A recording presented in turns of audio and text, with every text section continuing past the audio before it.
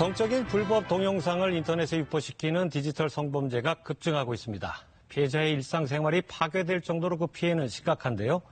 피해자는 해당 영상을 삭제해도 온라인 어딘가에 남아있지 않을까 하는 두려움에도 시달리게 됩니다. 최근에는 유명 연예인에 대한 성관계 영상 유포 협박 논란도 일면서 디지털 성범죄에 대한 경각심이 커지고 있습니다만 범죄의 심각성에 비해 처벌은 미약한 수준입니다. KBS 1호 진단 디지털 성범죄 실태와 문제점을 알아보고 근절 대책이 무엇인지 모색해봅니다.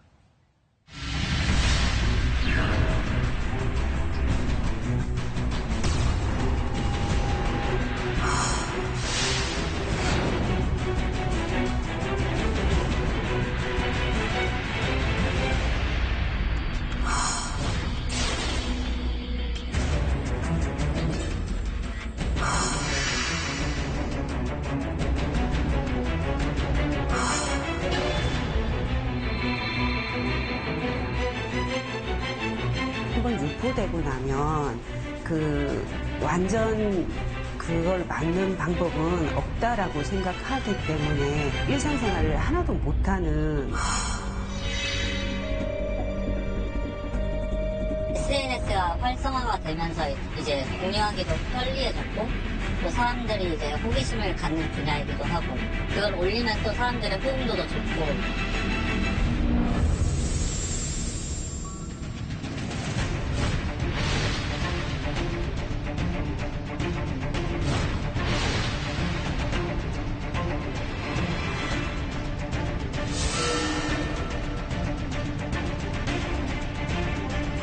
피해가 심각하기 때문에 좀 가중 처벌이 돼야 된다 이런 생각이고요. 법에 사각지대가 있습니다.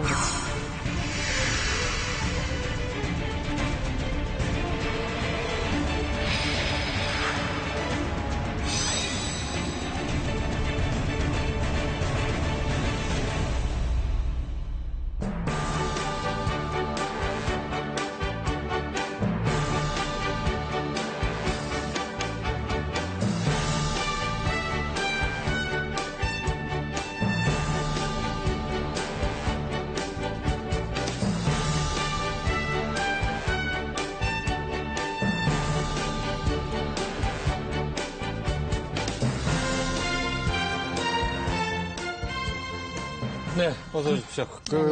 최근 가수 구하라 씨가 남자친구로부터 불법 몰래 촬영된, 동의하에 촬영됐는지는 모르겠지만 하여튼 그 영상을 공개하겠다는 협박을 당해가지고 지금 상당히 논란이 되고 있는데요.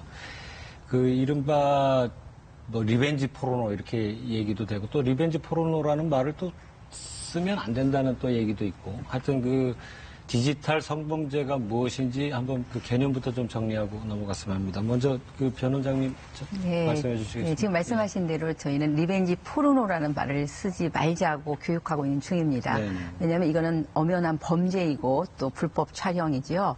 그런 의미에서 저희는 여러 가지 용어들을 지금 이제 시민사회와 함께 논의 중에 있는데요. 이러한 디지털 성범죄는 온라인하고 오프라인하고 다 연계되어 있습니다. 네. 이 사이버 공간에서 기술을 매개로 일어나는 이제 아직까지 여성이 굉장히 많은 피해를 보이고 있는 젠더 기반 폭력이다. 이렇게 정의를 하고 있습니다. 네, 리벤지 포르노라는 말을 쓰지 말자 이런 어떤 취지는 어디에서 근거하나요? 왜냐하면 이거는 포르노가 아니잖아요. 근데 이제 이거를 잘못 많은 분들이 포르노물이라고 하는 어떤 인식 속에서 이게 범죄라기보다는 어떠한 이제 본인들의 어떤 문화라고 생각을 해서 이거에 대한 심각성을 전혀 느끼지 못하고 있다. 그래서 아까 우리 구하라 씨라는 이제 그러한 용어도 피해자 이름을 굳이 저희가 거론할 필요는 또 없지요. 이런 정도로 저희가 교육을 하고 있습니다. 네, 이제 일리가 있는 지적이시네요. 포르노면 먼지 같은 음란물, 그렇죠. 상업성 이런 어떤 느낌이 드는데 네, 그거하고는 상당한 거리가 있는 것 같습니다. 그러면 그런 문제가 있지만 사실 리벤지라고 하는 게 이제 복수잖아요. 그러면 복수로 이런 걸 하는 것은 그러면 기정사실화하는 듯한 그런 게 될 수가 있거든요. 헤어진 연인 사이에 이런 걸 하는 것이 하나의 무슨 기정사실처럼 되는 용어가 될 수가 있어서 아예 그런 용어 자체를 포르노라는 말뿐만이 아니라 리벤지라고 하는 부분도 쓰지 말고 불법 촬영 영상물이다. 이렇게. 만약 보복성 동영상 이 정도로 하면은 뭐 그거는 가능할 수도 근데 있겠죠. 저는 그 용어조차도 그러니까 보복이나 뭐 리벤지나 사실은 원인 제공자가 있다는 얘기잖아요. 예, 복수라는 걸 원인 없이 하는 사람은 없으니까. 그러니까 그렇게 되면 결국 피해자 책임론으로 몰고 갈 수도 있기 때문에 용어에 있어서는 적절하다고 보이지는 않는데요. 그러나 이제 그 당분간은 이 용어가 꽤 많이 통용이 될 것 같습니다. 왜냐하면 개념이 굉장히 분명하거든요. 가해자와 피해자의 관계를 일단은 이제 특정을 하게 되는데 실제로 이렇게 피해를 받는 사람들의 관계를 보면 실질적으로 거의 4명 중에 3명 꼴이 사귀었던 사람에 의해서 지금 피해를 받다 보니까 그러다 보니까 더더욱 이제 이 용어가 당분간은 사라지지 않을 가능성이 있어 보입니다. 네. 그래서 이 교수님 그 디지털 지금 성범죄 그 심각성 얼마나 많이 늘어나고 있다고 뭐 지금 나와있나요? 통계치가 정확하지를 않습니다. 네네. 왜냐하면 이제 이거를 뭐 경찰이 의지를 가지고 단속을 하거나 한 적이 없기 때문에 네. 결국은 피해자가 고통을 받다가 뭐 도저히 참을 수 없어서 삭제를 요청하거나 신고를 한 그런 이제 통계치밖에는 없거든요. 네. 지금 이제 방송통신심의위원회에서의 통계를 보면 지난 5년 사이에 거의 한 6배에서 7배 정도 이제 늘었다.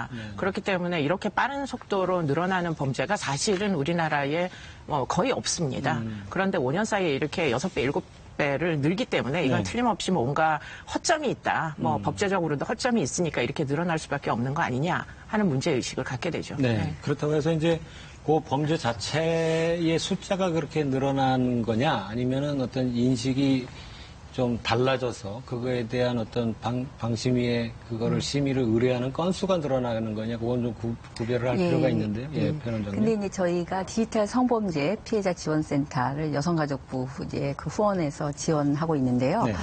올해 4월 30일 날 저희가 문을 열었어요. 근데 지금까지 거의 2만 건 이상 이제 피해자들에 대한 여러 가지 지원을 했습니다. 네. 아마 이거는 저는 굉장히 놀라운 일이었고요. 저도 실은 이렇게까지 심각할 줄은 정말 몰랐습니다. 저희 네. 이제 국회에서도 이런 네. 피해자들의 호소가 참 많아서 토론도 참 많이 했습니다. 그래서 뭐 여러 자료 요청도 많이 해보면 특히 이제 검찰에서 나온 그 백서에 따르면 이제 성폭력 범죄 중에서도 이 디지털 성폭력이 차지하는 비율이 좀 늘어납니다. 그래서 네. 최근 한 10년 사이에 보면은 2007년도에 3.9%였었거든요. 차지하는 비율이. 네. 그런데 2016년에 17.9%. 굉장히 많이 늘어났죠. 네. 그리고 뿐만이 아니라 이제 그 경찰청 자료에 따르더라도 최근 한 5년 사이에 보면은 그 발생 건수도 1.3배 증가를 합니다. 그리고 검거 인원도 2배가량 증가를 했고요. 네. 그리고 또 특징이 뭐냐면은 그 면식범이 증가하는 겁니다. 그래서 특히 이제 뭐 아는 관계, 뭐 헤어진 애인 관계, 아는 관계 이런 데서 늘어나는 거는 거의 뭐 3배 이상씩 늘어나는 이런 특징을 갖고 있습니다. 네, 네. 예. 그 원인도 좀 살펴봐야 되겠습니다만은 그렇게 늘어나는 게 하여튼 그런 부분에 대한 인식의 변화도 좀 있는 것 같고요. 그리고 또 디지털 기기가 또 이렇게 기술이 발전해서 그러나요? 하여튼 뭐 그런 요인도 좀 있는 것 같습니다. 조금 전에 우리 변호사님께서 2만 건 그 센터 여시고 나서 네네. 했다는데 지원은 어떤 지원을 하고 계신가요? 일단 이제 피해자들이 그동안 굉장히 어려움에 처해 있었습니다. 이 부분에 대해서 이제 심각함이 있음에도 이게 이제 범죄라고 하는 인식이 또 없었죠. 네. 근데 여러 노력으로 저희 피해자들이 저희 지원센터를 정말 안 순간 그날 오픈한 날 전부터 벌써 전화가 오기 시작합니다. 네. 그래서 저희가 전화라든가 또 상담 게시판을 통해서 저희가 24시간 열려 있습니다. 네. 그래서 피해자님들이 전화를 하시면 저희는 이제 그 사건에 대한 여러 가지 상담을 하고 그분들이 가장 원하시는 거를 중심으로 지원을 하고 있습니다. 네. 네. 알겠습니다. 그분들이 원하시는 거 그 뒤에 좀 더 얘기를 네네네. 해보기로 하고요. 이 교수님, 디지털 성범죄도 과연 성폭력이라고 할 수 있느냐? 어떻게?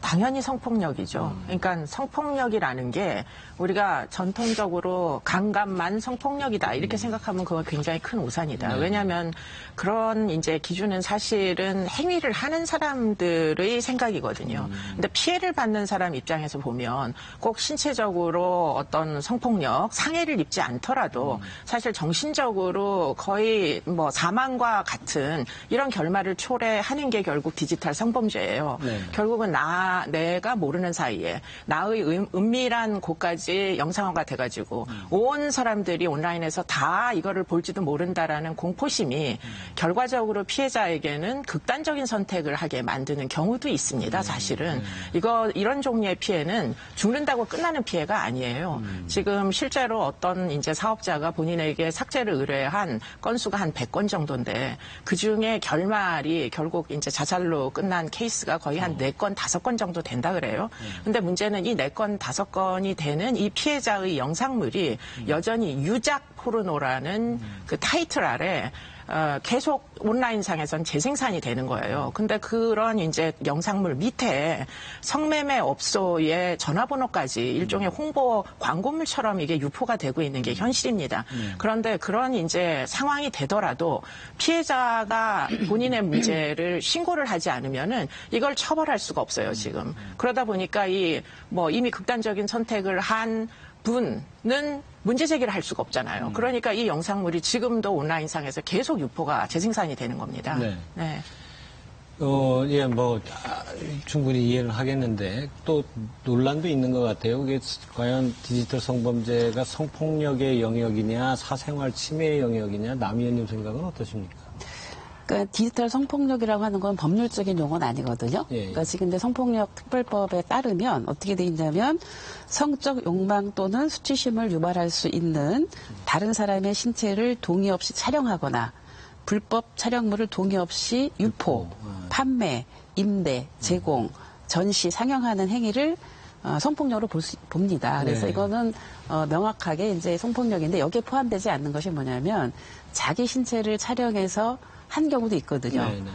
이번에 연예인의 경우는 사실 이제 그런 동의하에 됐다 이런 부분인데 이제 그런 것들이 유포되는 경우라든지 아니면 간접 촬영한 경우 이런 건 아직 이 법에서 포괄이 안 되는 그런 양태라고 볼 수가 있습니다.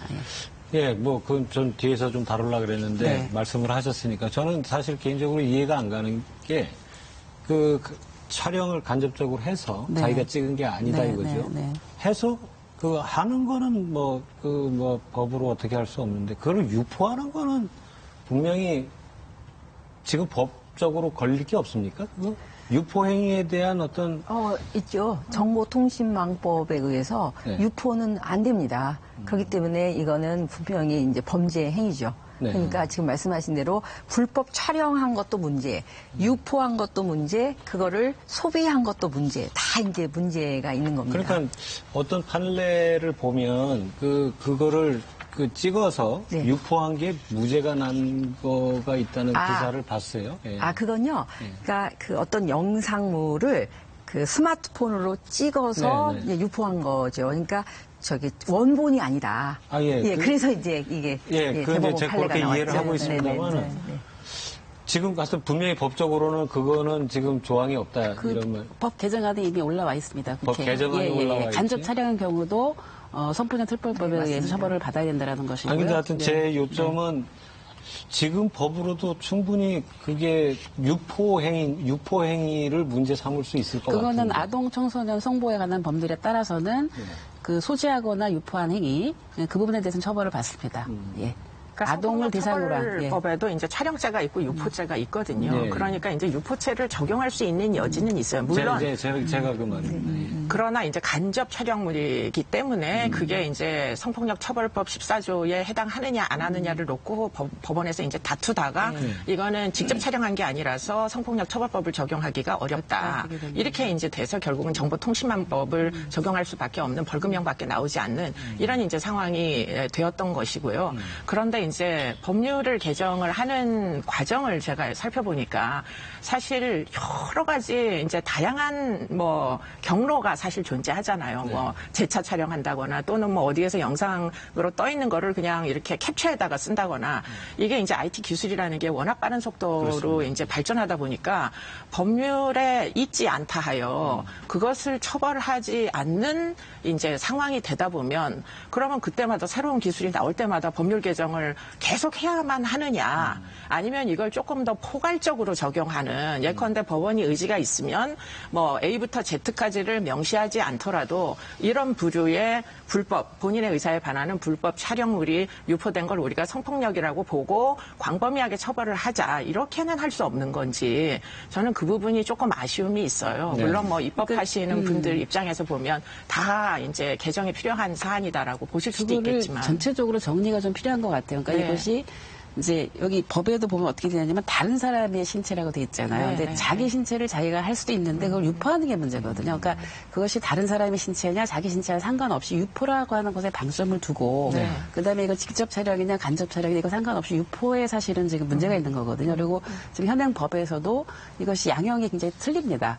그러니까 그냥 그 자기 동의하에 한 거는 사실 벌금 액수라든가 양형이 굉장히 작고 다른 사람의 신체를 한 경우에는 더 높거든요. 그러니까 이것도 차이 없이 하자고 해서 그 개정안도 지금 올라가 있는 상태입니다. 예, 그래서 다 양형을 높이자. 알겠습니다. 좀 예. 얘기가 법적 처벌 문제로 잠깐 샜는데 그건 뒤에서 좀 더 자세히 다뤄보고요. 그 원장님 지금 피해자들 고통을 어떻게 보면 매일 접하고 계신 상황인데 네네네. 피해자 고통을 어느 정도라고 느끼고 계시나요? 아, 정말 그 최근에 이제 어떤 사건이 나타나잖아요. 그러면 피해자들의 그 유포 불안이 굉장히 심하십니다. 그러니까 유포를 하겠다라고 해서 협박을 하거나 어떤 것들을 누군가가 알려줘서 본인이 이제 신고 내지는 전화하는 것도 있는데 이런 사건이 드러났을 때 피해자는 갑자기 불안한 거예요. 네. 옛날에 이제 찍었는데 이런 것들 때문에 유포 불안에 대한 걱정이 너무 많고요.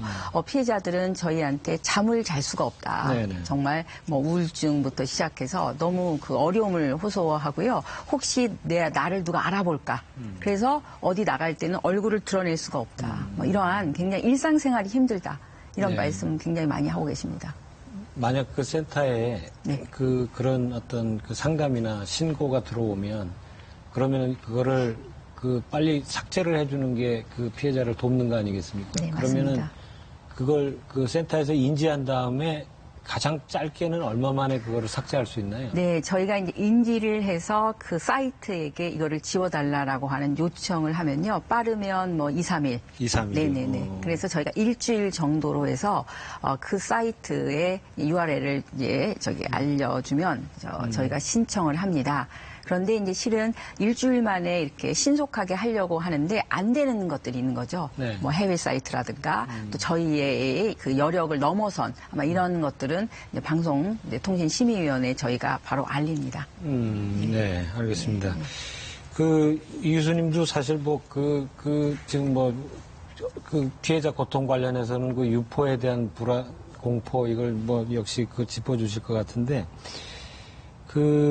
지금 가해자가 사실 아까도 잠깐 얘기 나왔습니다만 면식범, 그러니까 가까운 연인이나 배우자 그렇게 또 될 수밖에 없는 것 같아요. 그죠? 그렇죠. 지금 이런 종류의 이제 동영상은 사실은 아주 친밀한 관계가 아니면 그죠. 생산 자체가 불가능한 네, 거기 네, 때문에 네. 그런데 이제 그런 차원에서 보면 아까 의원님 말씀하신 대로 본인이 촬영할 때 또 심지어는 뭐 상대방이 동의해서 촬영할 수도 전 있다고 생각해요. 보관 목적으로 사랑하는 관계의 기념적인 어떤 의미에서 촬영하는 것까지야 그거야 개인의 의사라고 전 생각을 해요. 그런데 문제는 그것을 유포시키는 순간에는 사실은 분명한 의지가 있다고 봐야 됩니다. 그렇기 때문에 지금 성폭력 처벌법에도 보면 촬영죄보다 유포죄가 처벌이 더 낮아요.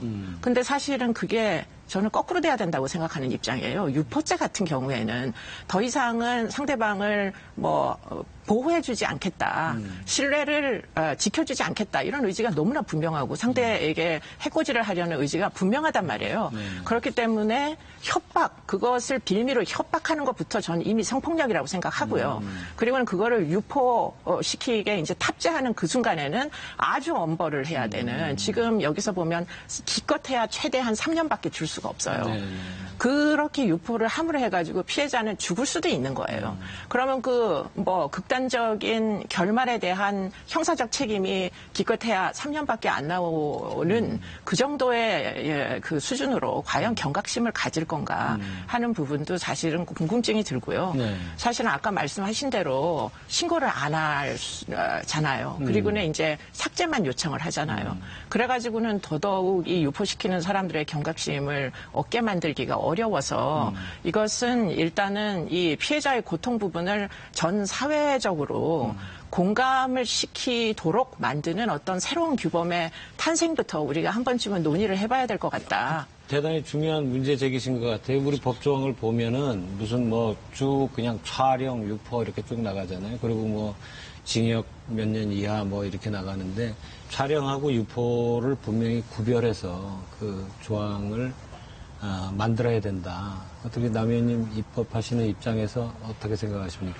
이번에 이제 그래서 개정안이 다 이제 5년으로 왜냐하면은 3년 이하로 하다 보니까 그 대개는 집행유예나 벌금으로 끝나는 경우였었거든요. 그래서 이 부분은 확실하게 5년으로 해야만이 집행유예로 풀려나지 않는다라는 부분이 있어서 그것을 양형을 지금 올린 안이 지금 올라가 있고요. 네. 지금 법사위에서 심의 중입니다. 아마 네.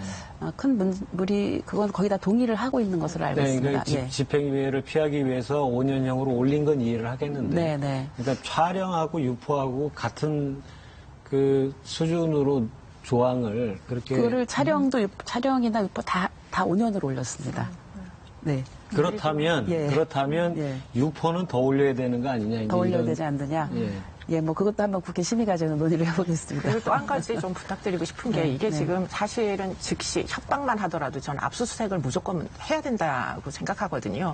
사실은 이제 동영상이 존재하는 거고 협박을 했다는 건 언제 어느 때에 당장 1시간 후에 유포시킬 수도 있는 상황이라는 건데 압수수색이 안 되는 거 그리고는 압수수색을 하려면 사실은 구속을 해야 사실은 뭐 집에까지 컴퓨터까지 전부 하드를 다 뒤져가지고 압수수색을 할 수가 있는데 불구속 상태에서 수사를 하게 되고 뭐 압수수색도 잘 안 하고 이러다 보면 사실은 유포가 보장돼 있는 거거든요. 그러니까 유포하겠다고 경고를 하는데 수사기관에서는 제대로 압수수색조차 안 해주고 구하라 씨는 제가 보기에는 굉장히 이 사건은 지금 해결이 잘 된 케이스라고 그렇죠. 보여요. 예. 만약에 일반인이 이런 상태에 놓여 있으면 이건 거의 백발백중 유포의 피해를 입게 될 수밖에 없는 거거든요. 네네. 그렇기 때문에 어떤 수사의 절차 같은 것들도 기본법을 바꾸는 것도 중요하지만 어떤 무슨 수사의 뭐 직무규칙 같은 게 있으면은 그런 거라도 좀 바꿔서 지금 이런 류의 범죄에 대응할 수 있게 네. 좀 뭔가 좀 개선이 필요하다고 보입니다. 근데 이게 또 어려움이 있어요. 네. 왜냐면 지금 이제 말씀하신 거는 이제 아까 말한 협박을 내가 했다. 그래서 가해자가 특정되는 경우는 그렇죠. 우리 교수님 말씀이 이제 맞는데 저희가 상담을 받을 때 가장 어려운 것은 이 피해자들이 본인의 그 영상물이 돌아다닌다는 것을 본인이 모르고 있어요. 네. 그런데 누군가가 알려주는 거죠. 예. 그래서 어떻게 이 영상물이 돌아다니는지를 모르고, 그러니까 누가 유포한지를 모르는 거죠. 예. 그 다음에 가해자가 예. 누군지를 몰라요. 그래서 이제 저희가 상담을 하다 보면, 이제 심증은 이제 그 사진을 같이 찍었던 사람이 누군지를 아니까 그 사람일 듯 하다지만 그거는 심증일 뿐이에요. 그래서 이제 그 친구하고의 여러 가지 얘기를 더 들어보면 나는 유포하지 않았다. 찍은 건 맞다.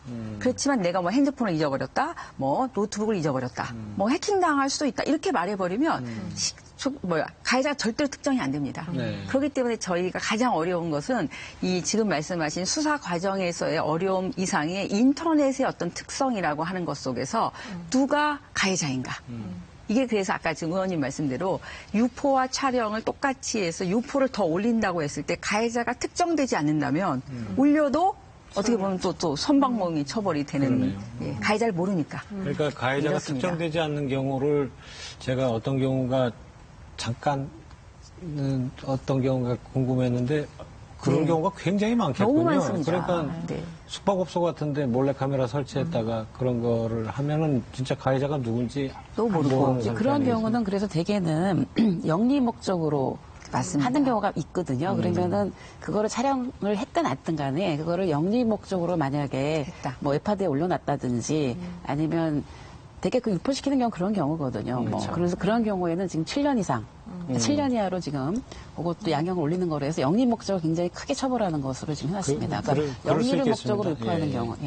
그 경우에는 진짜 영리 목적일 경우가 많으니까 그것도 법망으로 또 잡을 수가 있겠다는 생각이 드네요. 근데 제가 변호사님께 또 하나 여쭤보고 싶은 게 또 우리 사회적인 어떤 분위기가 꼭 뭐 남성 사회만 그렇다고 볼 수는 없습니다만은 어쨌든 일차적으로 찍었을 때 일차적으로 찍은 사람도 책임 있는 거 아니냐 또 이런 분위기가 있거든요. 그러면서 피해자들이 더 고통을 받을 수도 있겠다는 생각이 들어요.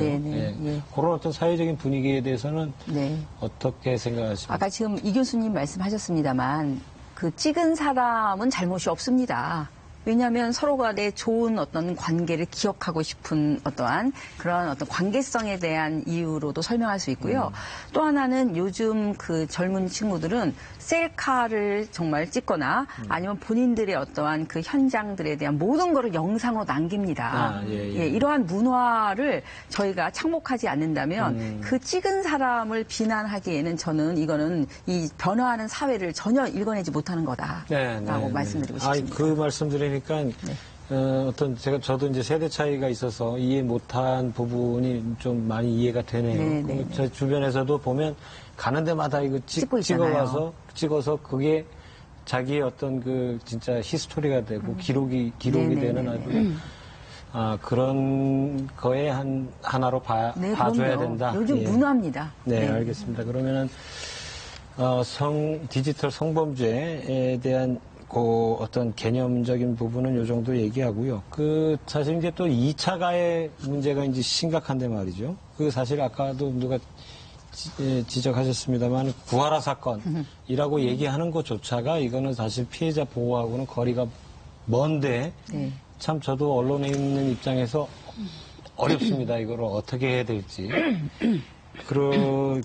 지금 어떻게 원장님은 역시 구하라 사건이라 불러서는 안 된다는 입장이시죠? 네, 맞습니다. 왜냐하면 이것이 많은 사람들에게 알려져서 어떻게 보면 교육의 효과도 있겠다라고도 할 수 있겠습니다만 결국 이 피해자는 그것으로 인해서 본인의 어떠한 그 피해를 다시 한번 상기시키게 됩니다.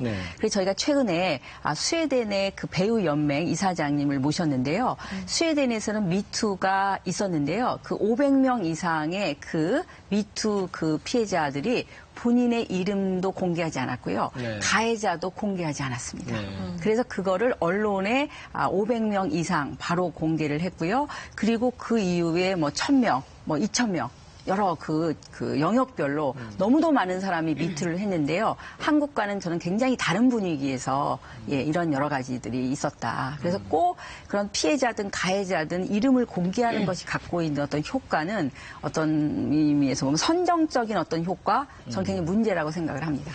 근데 이제 구하라 씨 경우에는 자꾸 이름을 올리게 돼서 죄송한데 또 이렇게 일반인하고는 달리 또 공인이다 보니까 또 공인이 반드시 그런 어떤 또 피해나 책임을 져야 된다 이런 법은 없습니다만은 언론 입장에서 보면 물론 이제 언론이 선정적으로 가는 부분도 있죠. 근데 또 어떻게 보면 독자나 시청자한테 이해를 돕기 위해서 어떤 편의적으로 또 그렇게 하는 측면도 있거든요. 그런 부분에서는 상당히 그렇게 해서는 안 된다 생각하면서도 저도 딜레마가 있습니다. 실은. 근데 이제 기사화를 할 때에 어떤 그 흐름의 방향성 이런 게 저는 굉장히 중요할 거라고 보여요. 실명을 공개한다 손 치더라도 그렇기 때문에 내용적으로 보면 사실은 이제 센세이셔널한 유명 연예인의 사건이다라고만 이야기할 게 아니라 사실은 이 사건의 어떤 무게중심이 피해자가 오죽했으면 사실 영상에도 무릎을 꿇고 빌 정도로 피해자 고통이 굉장히 심하잖아요.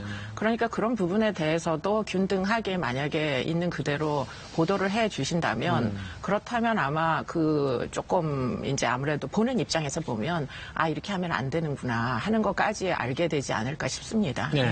근데 이거를 계속 사실은 그 실명을 거론하면서 사건 이렇게 하는 거는 저는 그건 바꿔야 된다고 생각합니다. 왜냐하면 그동안에 우리가 이 성폭력 사건 관련해서 항상 피해자의 이름을 붙이는 사건화 시켰거든요. 근데 그것이 아니라 가해자의 이름을 만약에 실명이 드러난 경우에는 그렇게 해야 된다라고 이미 우리가 인식을 좀 바꾸자라고 얘기를 했고요.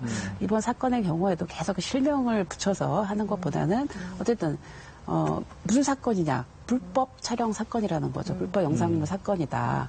불법이다라고 하는 부분을 어떤 그 사건을 보는 사회적인 관점이 그것부터 바꿔야 된다는 생각이 좀 들어요. 그러니까 뭐 여성을 뭐 성의 대상으로 많은 생각을 하고 이런 분위기가 틀림없이 있다 보니까 사실은 이 사건이 보도가 되고 난 다음에 뭐 사실 그 동영상의 존재를 확인하기 위해서 검색어의 순위에 막 올라오고 그렇죠. 이게 벌써 뭔가 떠돌아다니는 거 아니냐. 그거 좀 나도 한번 보고 싶다. 이런 의지가 있는 사람들이 틀림없이 있거든요. 그러니까 사실은 이제 그것부터 뜯어고치지 않으면 예컨대 이게 불법이고 이것은 신고 당할 수도 있는 일이고 그렇기 때문에 그냥 흥미 위주로 내가 다운받아서 보면 안 되는구나 하는 것을 일단은 어떻게 교육을 할 거냐 사람들에게 인식을 어떻게 심어줄 거냐. 언론에서 해야 되는 거죠. 왜냐하면 이거를 만약에 그때 검색어의 내용이 뭐냐면 얼마나 나쁜지 보고 결정할 테니 일단 보내라였었어요. 이 말이었는데 이게 불법이다.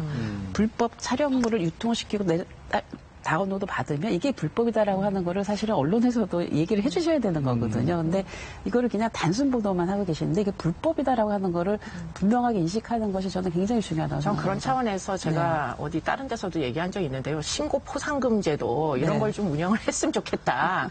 뭐 불법으로 쓰레기 버리거나 처음에 이제 아무데나 버리는 걸 막기 위해서 잠깐 동안 포상금제도 운영한 적도 있잖아요. 뭐 불법 주차도 장애인 주차 공간에다가 이제 주차한 거 사진 찍어서 신고하면은 그거는 포상금이 있거든요. 그러니까 그런 식으로 한시적으로 포상금 제도 같은 걸 운영을 해가지고 뭐 다만 500원이라도 뭐 그런 이상한 댓글이 올라오거나 뭐 어떤 부적절한 이런 이제 동영상 같은 게 존재하면은 또는 그런 사이트 같은 경우에는 사실 캡처에다가 뭐 IP 주소 같은 거 나중에 확인할 수 있게 신고를 막 하면은 경찰이 그냥 가만 앉아서 이 사이트가 이런 종류의 영상물을 많이 유통시키는 그런 구조가 되는구나를 금방 알 수 있잖아요. 그러니까 피해자에게만 맡겨놓을 게 아니라 전 사회가 온라인상에서 모두 신고하고 모두 문제 제기를 할 수 있는 방식으로 일시적으로라도 꼭 입법을 하지 않더라도 뭐 조례 정도만 해도 사실은 어떤 지자체에서는 불법 쓰레기 뭐 투기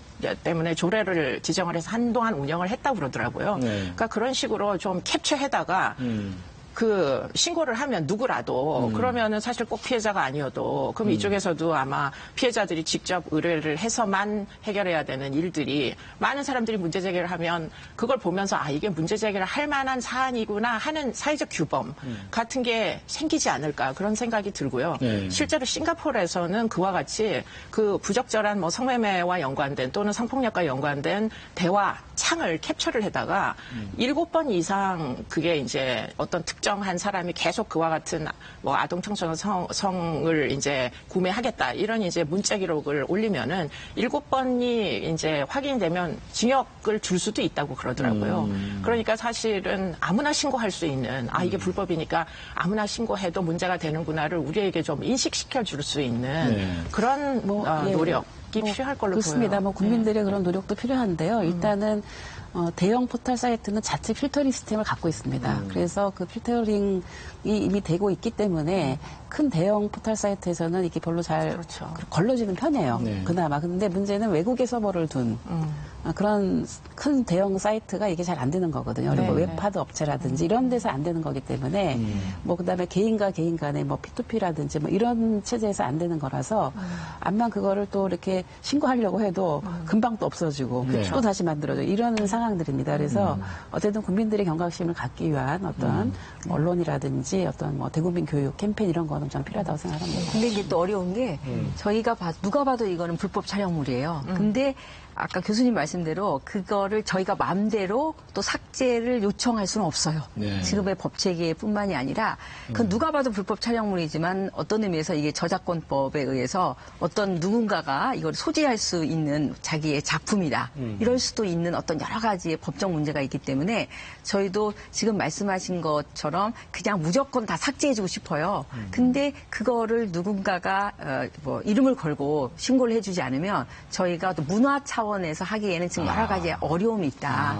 그래서 저는 이게 교육적 차원에서 이것을 다운로드하고 있는 것은 범죄다. 이런 어떤 전반적 교육의 어떤 시스템 속에서 이것이 문제라고 하는 것을 정말 언론, 학교, 사회가 정말 전 국민이 함께 해야 될 것 같아요. 네. 그 얘기가 막 진전이 돼가지고 뭐 잠깐 정리 좀 하고 가겠습니다. 하여튼 공인이 됐던 일반인이 됐던 언론에서 피해자 이름을 사건으로 붙이는 거는 앞으로 좀 경계심을 가져야 될 필요가 있다는 거 하고요. 그 다운로드 자체도 사실 어떤 범죄다, 불법이다. 네. 근데 이게 지금 어떤 식으로 돼 있습니까? 전혀 안 돼 있죠. 법으로 안 돼 그러니까 있죠. 아동 피해물이라든가 아동에 대해서는 이게 이제 소지만 해도 아청법에 의해서 불법 행위인데요. 성인물에 대해서는 우리 한국은 이것에 대해서 제재를 하기에는 어렵습니다. 지금 그거를 제재하는 나라도 있나요? 당연하죠. 다운로드 받는 것만으로도 다운로드를 아동물에 대해서는 서구는 굉장히 엄격합니다. 물론 네네. 그러나 성인에 대해서 성인물에 대해서는 뭐 특별한 제재는 없습니다. 실은. 그죠? 다른 나라도 마찬가지죠. 예.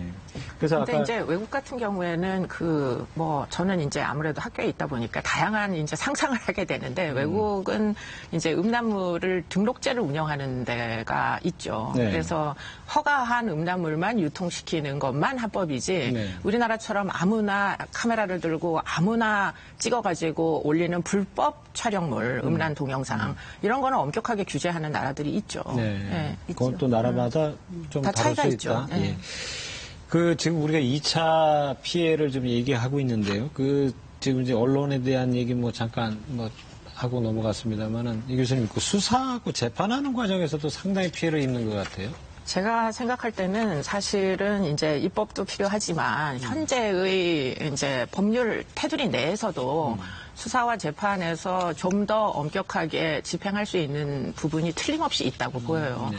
그런데 이제 수사 과정 중에 예컨대 지금 다 어떻게 보면 디지털이다 보니까 이게 신체적 접촉이 없는 성범죄잖아요. 그러니까 수사관도 강간도 당한 것도 아닌데 뭐를 그렇게 호들갑을 떠느냐는 식의 2차 피해를 수사기관에서 당하는 그런 피해자들도 너무 많고 하다 보니까 사실은 피해자가 신고를 하기 꺼리는 이유도 촬영할 때 본인이 예를 들자면 분명한 동의는 아니라도 아주 완강하게 거부를 하지 않았다. 이런 이제 상황이 되다 보면 신고를 했다가 왜 그러면 네가 그때는 그렇게 해놓고선 이제 와가지고 신고를 하냐. 이런 식의 비난 가능성.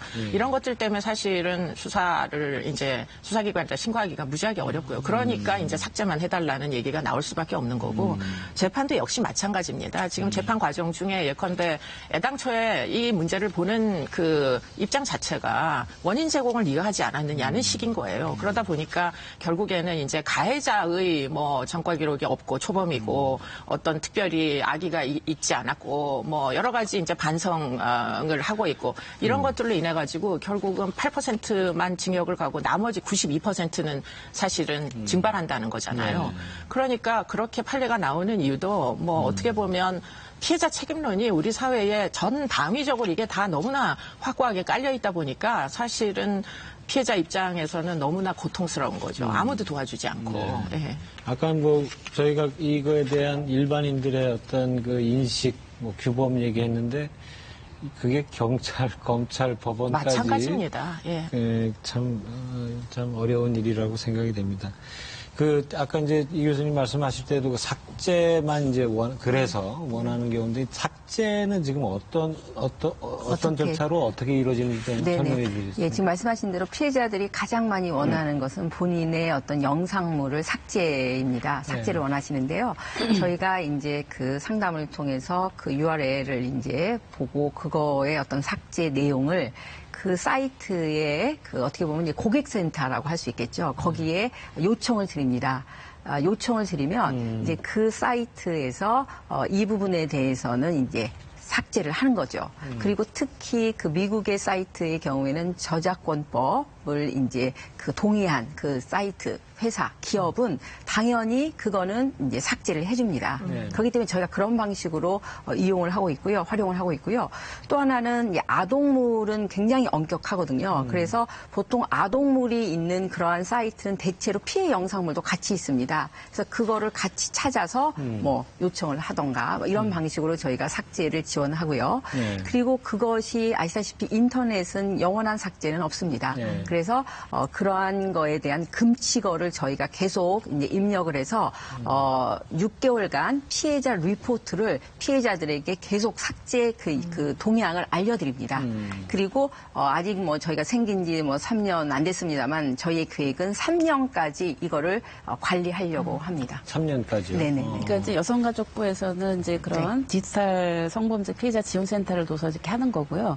이제 여기 피해자가 이제 신고를 하게 되면 이런 이제 지원 절차를 밟게 되는데, 방심에서도 이걸 할 수가 있습니다. 근데 이제 주로 이제 방송통신심의위원회는 외국에 서버를 둔 데거나 이런 데에 대해서 심의를 해서 만약에 문제가 있고 그 삭제를 해달라고 요청했음에도 불구하고 삭제를 하지 않거나 이럴 경우에는 사이트를 이제 차단시킨다거나 이렇게까지 할 수는 있는데 사실 그렇게까지 가는 사례는 아직은 제가 알기는 없는 것으로 알고 있습니다. 그래서 아마 방심위가 상당히 역할을 좀 더 강화를 해야 되지 않나라고 생각을 합니다. 삭제를 위해서는 방통심의위원회를 통하거나 지금 그 여성인권진흥원에서 운영하는 피해자 지원센터를 통해서 그 사이트에 그 요청을 할 수 있게 삭제 요청을 그러면 지금 그 사이트의 요청을 예를 들어서 한 10건 하면은 그 사이트에서 받아들이는 그 비율은 얼마나 됩니까? 그거는 이제 나름 이제 그 사이트에서 이거에 대해서 문제의식을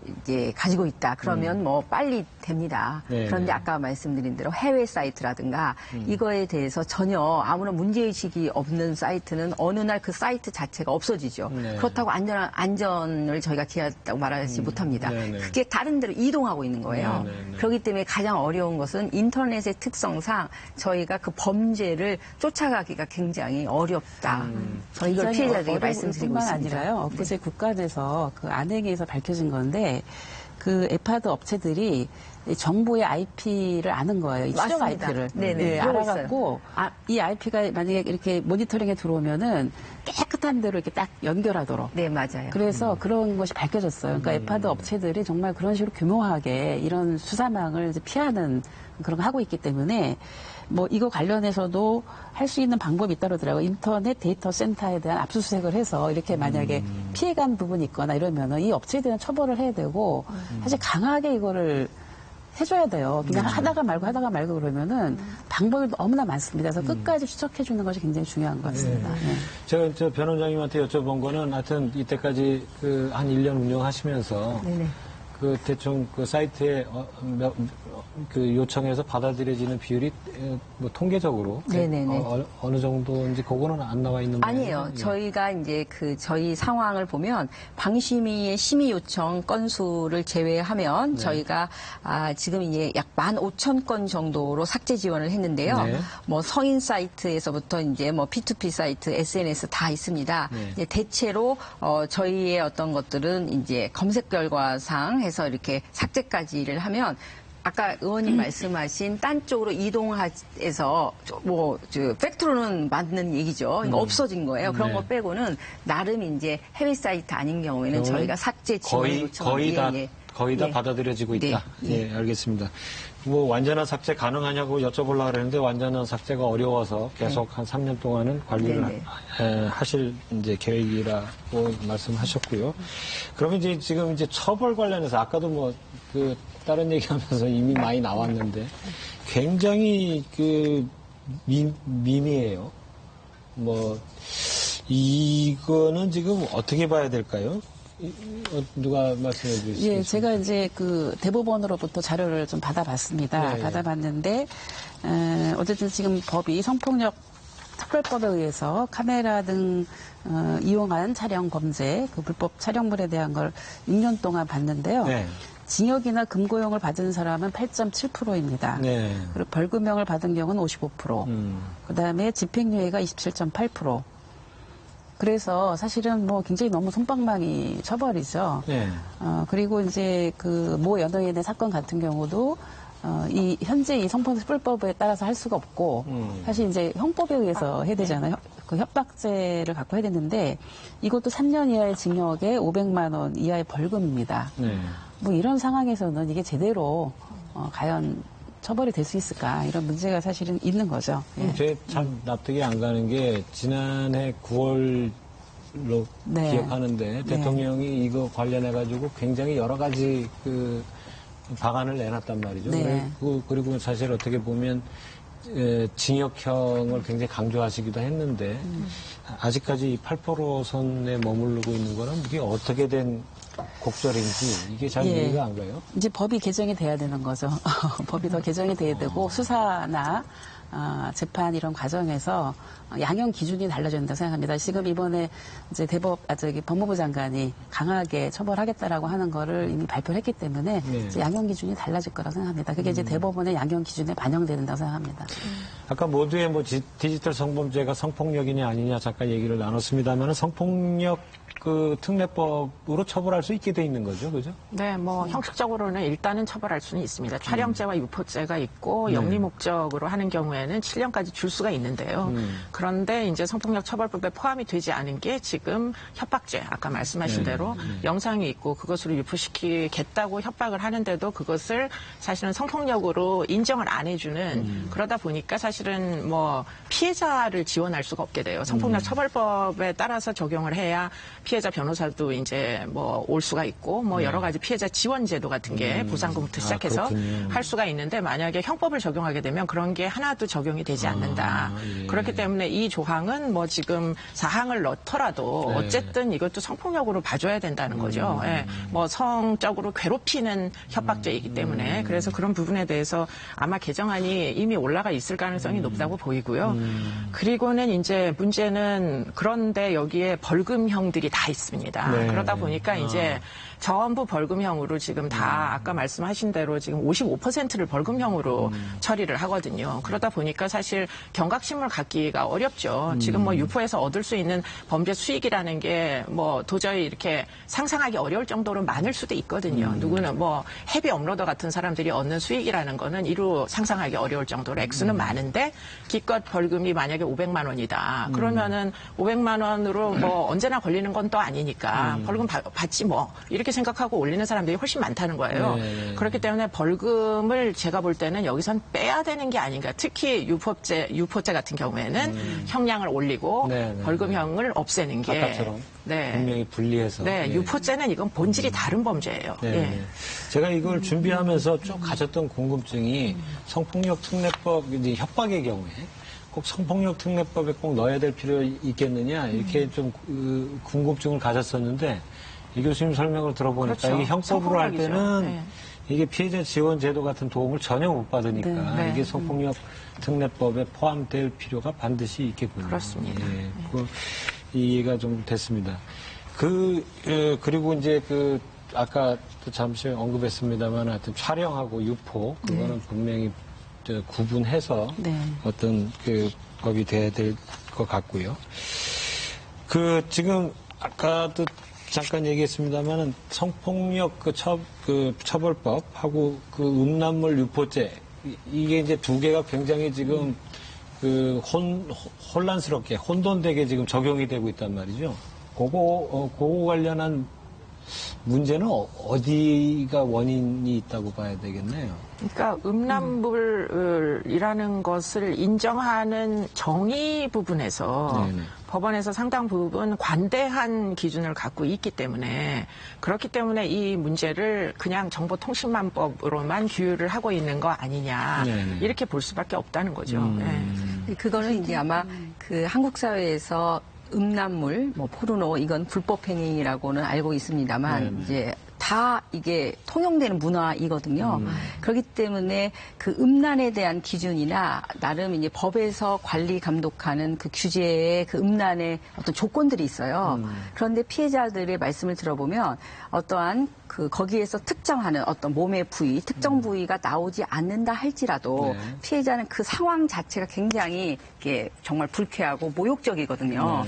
그래서 저희는 인격권에 대한 침해다. 이제 이렇게 하면서 성폭력 특별법의 보호법이익이 과연 뭐냐. 이런 지점에서 어떠한 그 개인의 초상권, 인격권, 행복 추구권, 어떤 침해로서 지금 말씀하신 그 음란에 대한 정의를 과연 어떻게 할 것인지에 대한 전 대사회적인 논의가 필요하다. 근데 지금은 음란에 대한 정의가 딱 조건이 있습니다. 네. 예, 뭐 어떠한 그 행위를 중심으로 말씀하거나 아니면 어떤 몸의 특정 부위가 나오지 않으면 그거는 음란물이 아니라는 겁니다.